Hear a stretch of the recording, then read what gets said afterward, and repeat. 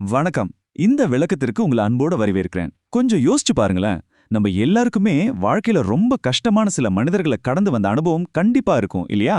அவங்க நம்ம குடும்ப உறுப்பினர்களா இருக்கலாம், இல்லன்னா நம்ம கூட வேலை பார்க்கறவங்களா கூட இருக்கலாம். ஒரு ஆலோசகரா என்னோட அனுபவத்திலிருந்து நான் சொல்றேன்.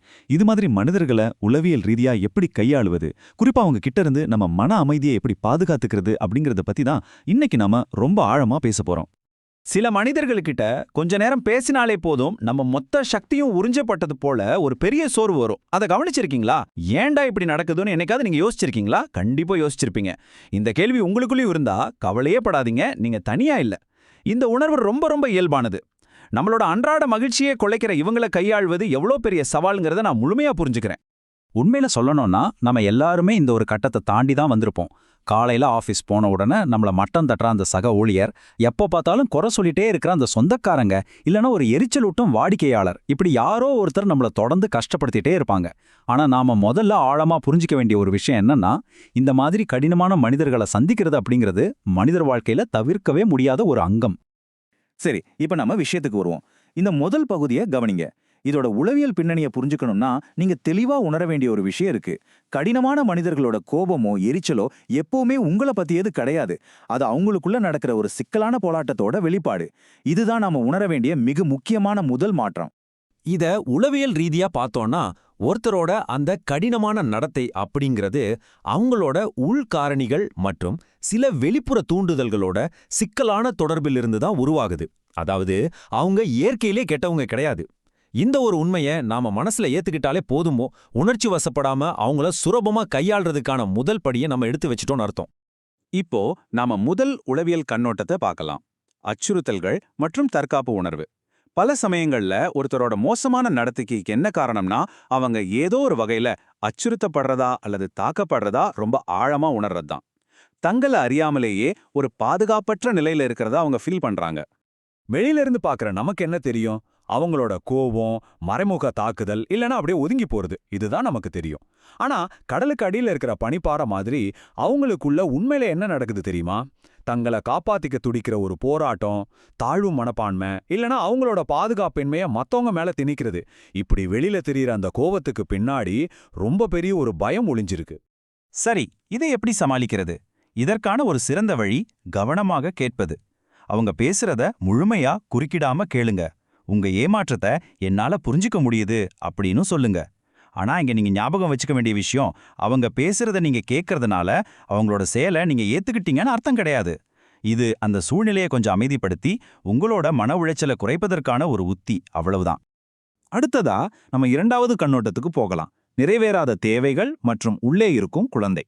பொதுவா பல முரட்டுத்தனமான செயல்களுக்கு பின்னாடி ரொம்ப காயப்பட்ட ஒரு குழந்தை ஒளிஞ்சிட்டு இருக்கும். குழந்தை பருவத்துல இருந்தே நிறைவேறாத சில உளவியல் தேவைகளோட வெளிப்பாடுதான் இந்த மாதிரி கடினமான நடத்தைகளா மாறுது.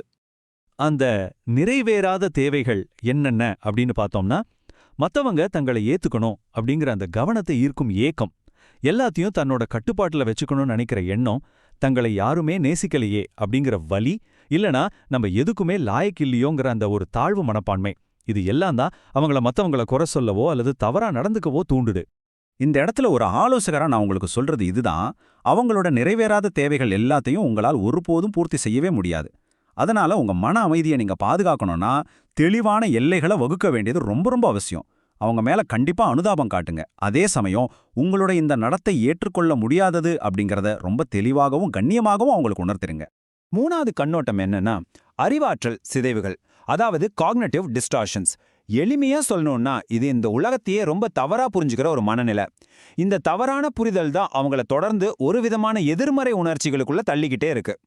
இந்த அட்டவணையில இது எப்படி செயல்படுதுன்னு பாருங்களேன். முதல்ல பிளாக் அண்ட் ஒயிட் திங்கிங், அதாவது ஒன்னு முற்றிலும் நல்லது இல்லனா முற்றிலும் கெட்டது அப்படின்னு நினைக்கிறது. அடுத்து எதற்கெடுத்தாலும் ரொம்ப மோசமானதே நடக்கும்னு பயப்படுறது.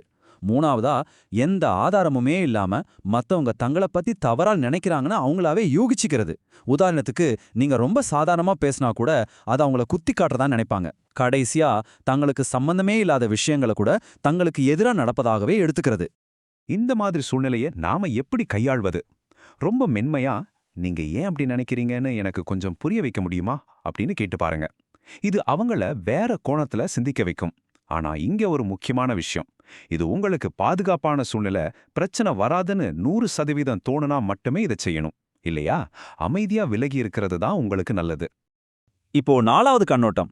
சில நேரங்கள்ல இந்த பிரச்சனையோட ஆணிவேர் ரொம்ப ஆழமானதா கூட இருக்கலாம். அது அவங்களோட ஆழமான ஆளுமை பண்புகள் இல்லைனா கோளாறுகளா கூட இருக்கலாம். அதனால இந்த மாதிரியான நபர்களை கையாளும் போது நாம இன்னும் கூடுதல் கவனத்தோடு இருக்கணும். சிலருக்கு பாத்தீங்கன்னா தங்களை மட்டுமே முன்னிலைப்படுத்துற நார்சிசிஸ்டிக் பண்புகள் இருக்கலாம், அல்லது மத்தவங்களோட உரிமைகளை மதிக்காத சமூக விரோத பண்புகள், உறவுகள்ல ஒரு நிலையற்ற தன்மையை காட்டுற பண்புகள்னு இதுல பல வகை இருக்கு. தயவு செஞ்சு இவங்களை நீங்க ஒரு மனநல மருத்துவர் மாதிரி எடை போட முயற்சிக்க வேண்டாம். ஆனா உங்க சுய பாதுகாப்புக்காக இந்த பண்புகளை முன்கூட்டியே அடையாளம் காண பழகிறது ரொம்பவே நல்லது. ஒரு முக்கியமான விஷயம் என்னன்னா, இவங்க கிட்ட நேருக்கு நேர் வாக்குவாதம் செய்றது நிலைமையை இன்னும் மோசமாக்கிடும். அவங்களோட உணர்ச்சி போராட்டங்கள்ல நீங்க தயவு செஞ்சு சிக்கிக்காதீங்க. அவங்கள சரி செய்வது உங்களோட வேலையும் கிடையாது. உங்களோட முதல் மற்றும் முக்கியமான கடமை என்னன்னா, உங்க மனநலத்தையும் பாதுகாப்பையும் முதன்மைப்படுத்துறது மட்டும்தான். இதுவரைக்கும் நாம அவங்களோட மனநிலையை பத்தி ஆழமா பார்த்தோம். இனி இந்த புயல்ல சிக்காம உங்க மன அமைதியை எப்படி பாதுகாக்கிறது அப்படிங்கிறதுக்கான சில உறுதியான வழிமுறைகளை நம்ம பார்க்கலாம் வாங்க. முதல் உத்தி உணர்ச்சி பற்றின்மை, அதாவது இமோஷனல் டிட்டாச்மெண்ட். ஒரு விஞ்ஞானி எப்படி ஒரு ரசாயன மாற்றத்தை எந்த உணர்ச்சியும் இல்லாம தூரத்திலிருந்து கவனிப்பாரோ, அதே மாதிரி அவங்களோட கோபத்தை நீங்க ஒரு பார்வையாளரா மட்டுமே நின்னு பாருங்க. அதை உங்களோட தனிப்பட்ட விஷயமா எடுத்துக்காதீங்க. அந்த நச்சுத்தன்மையான டிராமாவுல போய் கலந்துக்கிறத விட ஒரு ஸ்டெப் பின்னாடி வச்சு உங்க எனர்ஜியை பாதுகாத்துக்கிறது தான் புத்திசாலித்தனம்.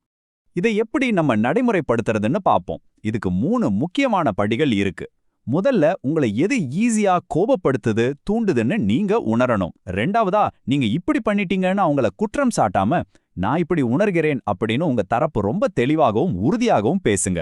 3வதா அவங்களோட கேரக்டரை விமர்சிக்காம, அந்த குறிப்பிட்ட நேரத்துல அவங்க செஞ்ச செயலை மட்டும் மென்மையா சுட்டி காட்டுங்க. உங்க மன அமைதியை பாதுகாக்க இன்னும் சில கூடுதல் உத்திகளும் இருக்கு. எல்லா விஷயத்துக்கும் சண்டை போடணும்னு அவசியம் இல்ல.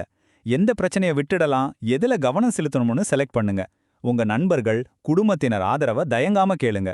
தேவைப்பட்டா ஒரு மனநல ஆலோசகரோட உதவியை நாடுறது ரொம்ப ரொம்ப ஆரோக்கியமான ஒரு விஷயம்.